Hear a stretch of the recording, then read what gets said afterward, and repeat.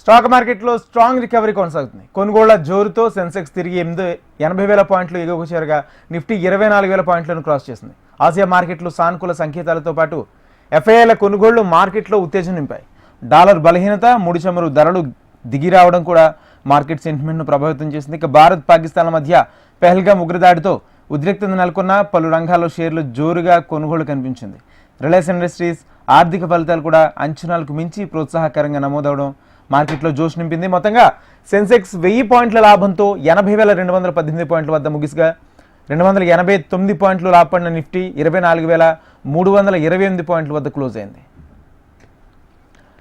ఇది అంశానికి సంబంధించి మా బిజినెస్ అనలిస్ట్ మురళి అందిస్తారు. మురళి. రాజేంద్ర, గత కొన్ని రోజులుగా స్టాక్ మార్కెట్ లో రికవరీ చూస్తున్నాము.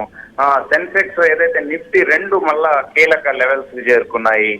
సెన్సెక్స్ 80,000 క్రాస్ చేసింది. అట్లాగే నిఫ్టీ 24,000 దగ్గర ట్రేడ్ అవుతూ స్ట్రాంగ్ రికవరీని చూపిస్తున్నాయి మార్కెట్స్. ఏదైతే పెహల్గాం ఉగ్రదాడి అనంతరం ఉద్రిక్తతలు నెలకొన్నాయో అవి కొనసాగుతున్నప్పటికీ ఎఫ్ఐఐలు రావడం కొంత బుల్లిష్ ట్రెండ్ ని సూచిస్తోంది. మరోవైపు ముడి చమురు ధరలు దిగి రావడము, అట్లాగే ఎఫ్ఐఐలు స్ట్రాంగ్ బయింగ్, డాలర్ బలహీనత, ఇవన్నీ ఈక్విటీస్ కి ఎమర్జింగ్ మార్కెట్స్ వంటి ఇండియా లాంటి మార్కెట్స్ లోకి రావడం, పెట్టుబడులు అయితే రావడం గమనిస్తున్నాము. ఇది ట్రెండ్ కొంత కంటిన్యూ అయ్యే అవకాశాలు ఉన్నాయని అనలిస్టులు చెప్తున్నారు. అట్లాగే కార్పొరేట్ ఎర్నింగ్స్ మరికొంత ప్రోత్సాహకరంగా ఉంటే ఇంకా బులిష్ ట్రెండ్ కంటిన్యూ అయ్యే అవకాశం ఉందని చెప్పేసి నిపుణులు అంచనా వేస్తున్నారు. Rajendra. Right, thank you Murali.